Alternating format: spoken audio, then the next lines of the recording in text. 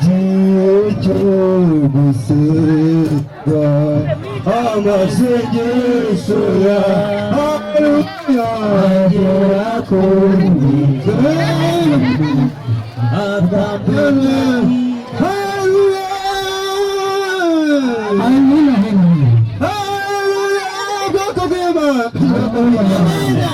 manuko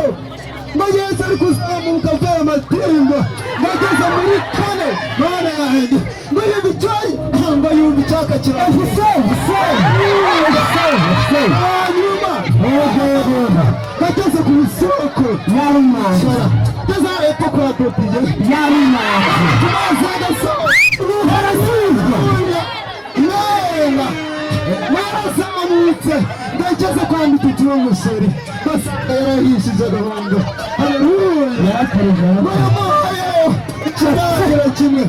yarakoze batari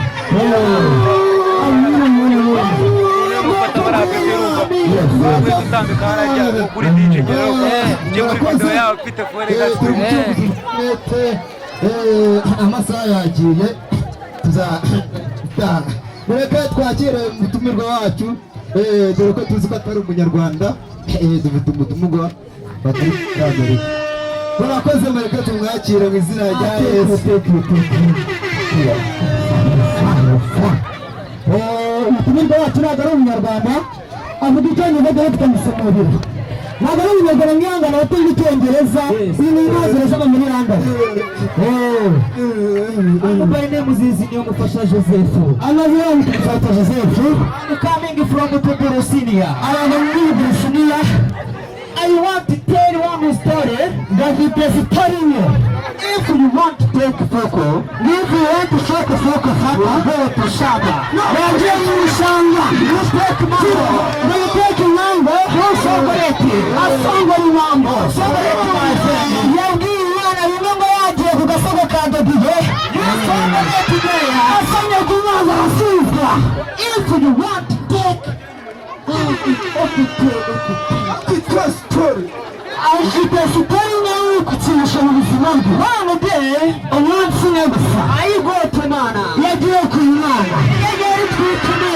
inyenyeri twitaho kabiri inyenyeri twitune my friend inyenyeri twitaho ingenzi kabiri God says sorry imana ikunda abantu mwese ifuguma ikeneye kwizera reka turaze ya Kristo amina amina nagaro mu Rwanda amina n'umugande nabwirije ariko ako se ntabwo uneshije imana yarazamutse yarumanze iko iyo ufite igisubizo yashenyerewe iyo ufite igisubizo n'ibyo wanga mwese kutabitera kwaka yakwishe mu gasoko ka dobi ibisubizo biraboneka bino bino none ntabwo urasubizwa se amen ndabaza imana ijya kuvoma imana iyo jyawe nziza hari igihe nayo urumanze ikaba yashaka iriba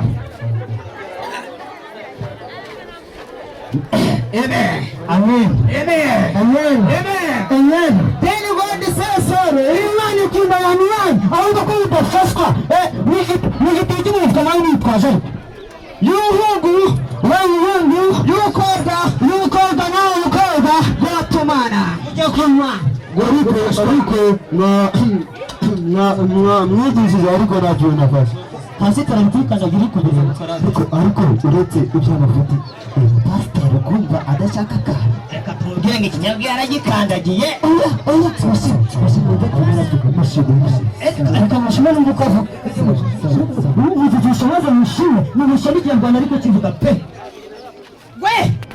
urakora iki sha niba bose niwe deni fashwa this a mistake ni kibazo yaragize a mistake is okay good interview much better so you tubwiriza akantu kamwe karambasha abaravuze ngo some parties turi ibiti bishanje amasanga bishanje abashinwa ako kantu karamfashije nawe bitatangishashe byose mu kwezi kano kanya ariko abapasiteri b'ikigeje ni abapasiteri barimo byo abapasiteri bari ba papa umwongereza aho tugiye baragutungurira iyo twakiniraga yari ibanga tutunako yedu yani yuzi nimba ufite telefone imwe y'ibihumbi 20 Imana yaragufashije barabibonye indi yitwa ngo gatunga gacoze natwe twafatanya ndetse n'umuryango mugari hajya bayita tutunako yedu yani baguvuga turabakeneye murakoze cyane mba waragize amahirwe ukayibona ukafiteho utwo duteka twawe wagira ukadusakira ukaduha share follow ndetse na subscribe hanyuma tukazamukana murakoze.